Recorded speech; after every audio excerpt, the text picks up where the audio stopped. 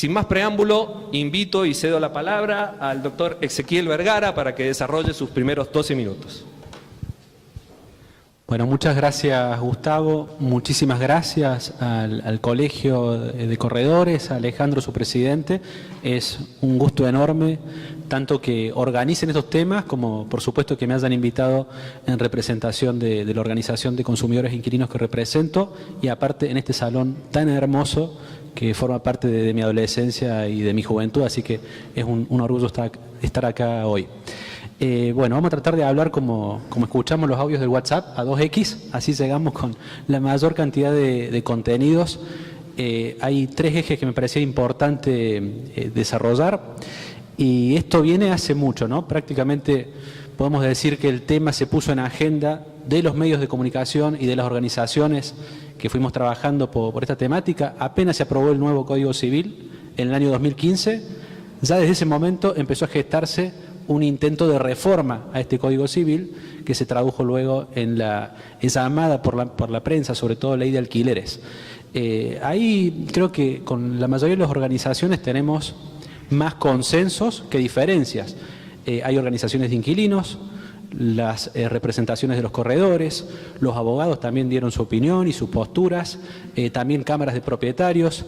Dentro de las organizaciones de inquilinos también tenemos posturas y diagnósticos similares, pero por ahí formas de solucionarlo o propuestas muy diferentes. Creo que en eso vamos a coincidir con Maximiliano, en que es muy diferente el abordaje de los problemas que nosotros pretendemos, pero es valioso escuchar y debatir para que salga la mejor solución posible. Lo primero que decir es que el problema de los alquileres es un problema global, no es un problema de Argentina. Esto en el mundo, en los últimos 50 años, los alquileres vienen siendo cada vez un peso mayor en la economía doméstica, a contracorriente de todos los demás bienes de la economía capitalista, como la ropa, los productos electrodomésticos, etcétera. Los alquileres cada vez, podemos hablar del caso de Estocolmo, la ciudad de Estocolmo en Suecia, y muchísimas ciudades europeas y de Estados Unidos, o sea, del mundo occidental, Barcelona, no nos olvidemos de Barcelona, donde la política fracasó rotundamente en el intento de facilitarle la vida a los inquilinos o de regular el mercado, y eso es algo que debería llamarnos la atención para tratar de no cometer los mismos errores que el mundo ya nos ha demostrado que en general los gobiernos han cometido. Veíamos, y podemos seguir viendo en el programa de la ANATA, cómo salen los principales candidatos a presidente mostrando dónde viven. Y la mayoría son, o dicen ser inquilinos en dólares, ¿no? Y lo dicen sin ningún desparpajo, ¿no? Pago $2.000 por un alquiler en Puerto Madero. Bueno, y la ley de alquileres, bien, gracias, porque son los mismos que trabajaron en muchos de estos proyectos y que alquilan en dólares, que sería absolutamente prohibido, por lo menos del espíritu y la regulación legal de los alquileres habitacionales. Entonces vemos claramente que la política está muy desconectada de la realidad de la problemática. No han tocado libros de economía, no han tocado libros de derecho, y hoy muy brevemente vamos a decir 2 o 3 cuestiones que nuestra organización ha trabajado el tema y que quiere plantear. En primer lugar, desde la aprobación de la ley de alquileres creemos que por lo menos algunos de los artículos que aportamos nosotros con proyectos de ley que fueron luego presentados por diputados tanto peronistas como radicales y que decantaron, por supuesto hubo mucho cambio de redacción, pero que decantaron en la ley definitiva, son sumamente útiles y no debería volverse atrás en ese sentido. Voy a dar algunos ejemplos, no puedo desarrollar todo, pero domicilio electrónico. Fue una propuesta de nuestra organización, hoy está en el Código Civil, y no solo para los contratos de locación, sino para absolutamente todos los contratos aparece el domicilio electrónico. ¿Cómo va a ser un retroceso que hoy el locador pueda mandar una comunicación al inquilino, que el inquilino pueda mandar una comunicación por mail a la inmobiliaria o al propietario, que ese intercambio sea fluido y que no tengamos los típicos problemas de que me rechazó la carta de documento, que no llegó, y todas esas cuestiones de estar gastando en envío en el siglo XXI? No tenía sentido, y hoy tenemos domicilio electrónico.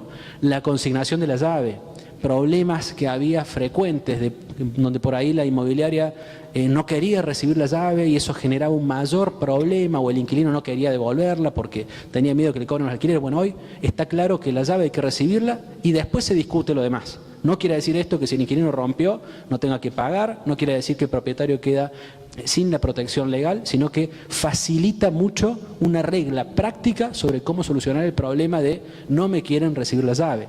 Lo mismo con el caso de la consignación de alquileres, lo mismo con la imposibilidad de uso, una solución que nosotros planteamos para el código antes de la pandemia y que luego en la pandemia no pudo ser aprobada porque la ley se aprobó justamente en el transcurso de la pandemia, pero está claro que hubo un desastre en cuanto a muchas oficinas se desocuparon, fue muy problemática la relación y si se aplicaba ese artículo que hoy es ley, posiblemente hubiera mejorado mucho el pase de ese tiempo tan difícil, ¿no?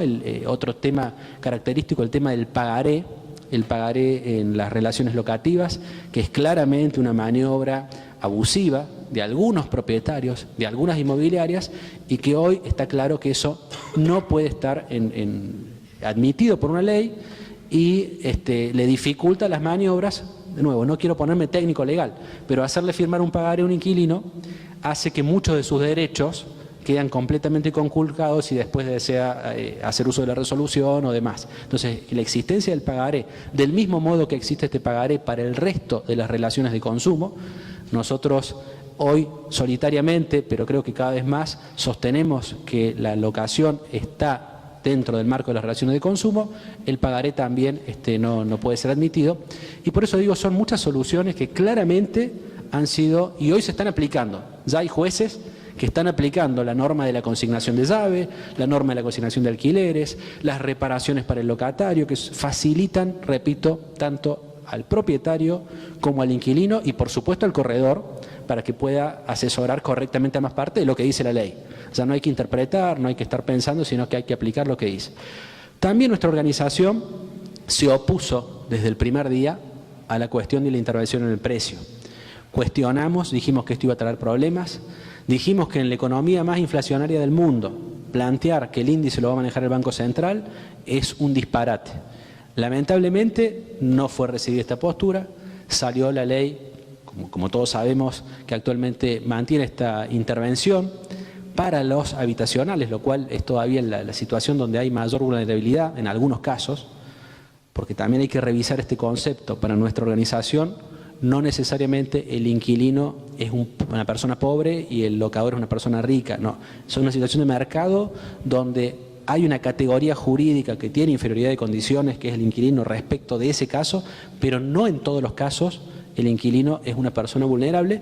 Y bueno, no de ahora todo el tiempo para desarrollarlo, pero básicamente el resultado de la intervención ocasionó lo que ya decían absolutamente todos los libros de economía que iba a pasar, ¿no? En Estados Unidos, en el 2021 se hizo una encuesta a una cantidad impresionante de economistas, miles de economistas, y de 40 economistas, 39 decían que intervenir regulando precios de los alquileres era una idea desacertada y que provocaría lo que finalmente pasó en Argentina, que es que los propietarios retiren esos inmuebles del mercado, que saquen las casas, que saquen los departamentos, y es lo que estamos viendo hoy, que cualquiera lo puede chequear entrando a La Voz del Interior y viendo que hay pocos departamentos, pocos inmuebles. Esto claramente a los inquilinos les dificulta la vida de la peor manera. A los corredores supongo que les complica también su trabajo porque viven en gran parte de la intermediación en este mercado y asesorar a más partes, y claramente los políticos no están dando ninguna solución porque lo único que les preocupa ahora es qué puestito les va a tocar o quién va a ganar la interna. Entonces no dan ninguna solución seria. ¿Qué va a pasar con esto? No lo sabemos. Nuestra organización siempre propuso evitar este tipo de intervención en el precio y por el contrario que el precio sea claro desde el primer momento de la firma del contrato para toda la relación contractual, independientemente de que haya proyecciones de inflación. También sabemos que las proyecciones que hacían las partes antes de inflación siempre eran menores a los que luego ocurría la inflación argentina. Eso también lo sabíamos y bueno, ahora directamente acompaña la inflación. Y en los casos comerciales también, al estar, de nuevo, es un país de locos, ¿no? Ley de convertibilidad que prohíbe la indexación, pero al mismo tiempo la ley de alquileres la admite para las relaciones locativas.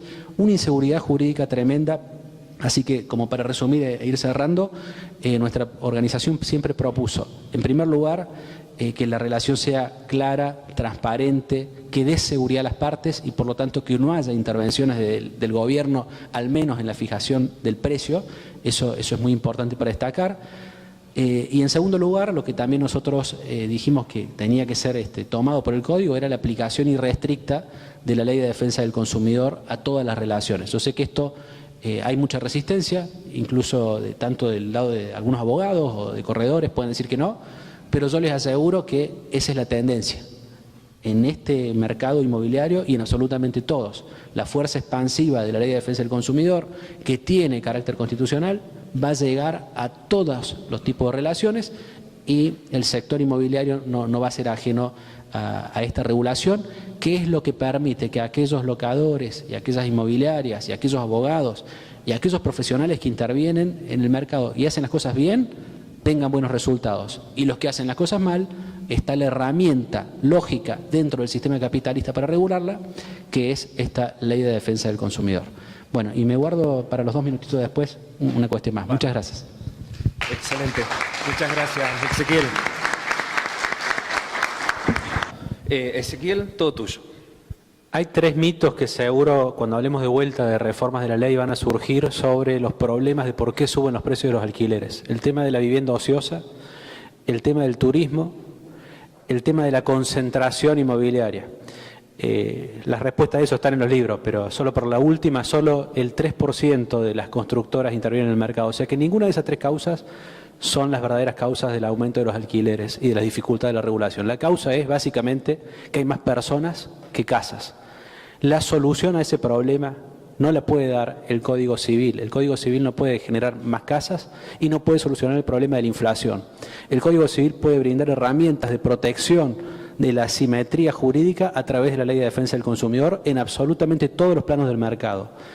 Pero no puede solucionar la inflación y no puede hacer que la economía funcione. Esa es una cuestión política y si los políticos no se empiezan a ocupar de cómo hacer más productivo que existan más casas en el mercado, bueno, vamos a tener grandes problemas. Y finalmente está claro que la ley de alquileres, específicamente en su artículo de intervención del precio, es lo que ocasionó que la mayoría de los dueños de inmuebles los retiren del mercado. Con lo cual, hablar de que no sabemos si fracasó o no a esta altura donde no hay casas en el mercado, claramente es simplemente para seguir alargando la discusión.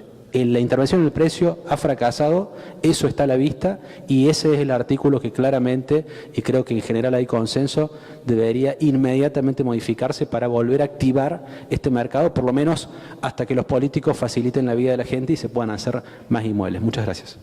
Muchas gracias, Ezequiel.